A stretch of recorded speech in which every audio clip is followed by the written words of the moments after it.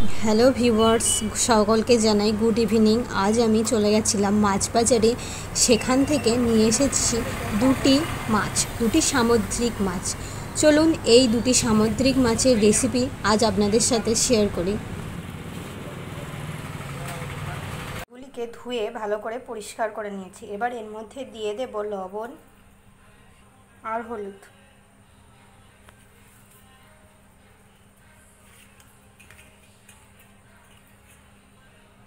লবণ হলুদ মাখানো হয়ে গেছে।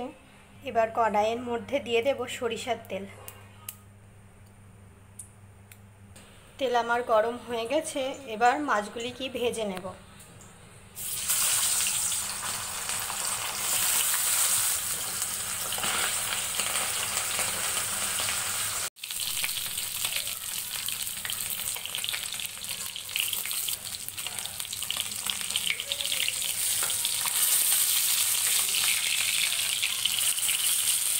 মাছগুলিকে ভালোভাবে ভেজে নিয়েছি।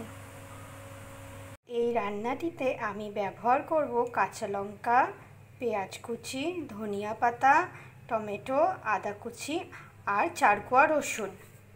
একই মিক্সিং জারের মধ্যে দিয়ে দেব পেঁয়াজ, কাঁচা লঙ্কা, রসুন, টমেটো আর আদা কুচি। ভাজার তেলের মধ্যে দিয়ে দেব গোটা জিরে আর দেব অল্প করে পেঁয়াজ কুচি। এখানে আমি পেঁয়াজ কম পরিমাণেই ব্যবহার করেছি, কারণ আমি এই রান্নাটিতে পেঁয়াজ পেস্ট হিসাবে ব্যবহার করব। এতে গ্রেভিটা একটু ঠিক হবে। কুচি করা টমেটো,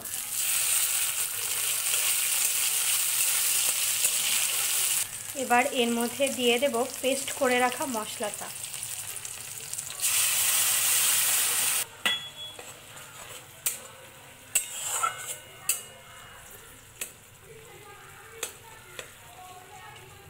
এবার এর মধ্যে দিয়ে দেব জিরে গুঁড়ো, কাশ্মীরি রেড চিলি পাউডার, হলুদ আর স্বাদ মতো লবণ।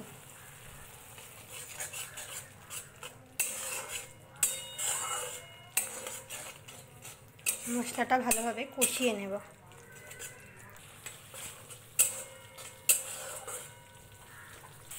মশলা কষানো হয়ে গেছে। এবার আমি এর মধ্যে দিয়ে দেব পরিমাণ মতো জল।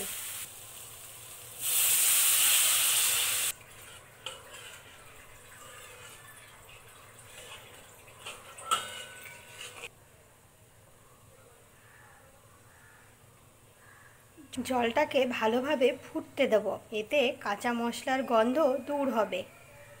আমি গ্রেভিটাকে 3 থেকে 4 মিনিট ফুটিয়ে নিয়েছি। এবার আমি এর মধ্যে অ্যাড করব ভেজে রাখা মাছ।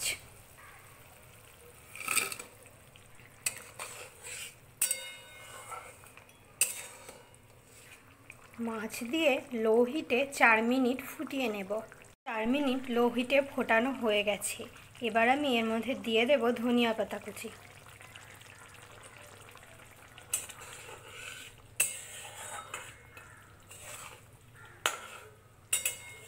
এর মধ্যে দিয়ে দেব শাহি গরম মশলা।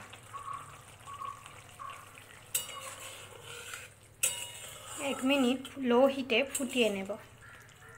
ফোটানো হয়ে গেছে। এবার নামিয়ে নেব।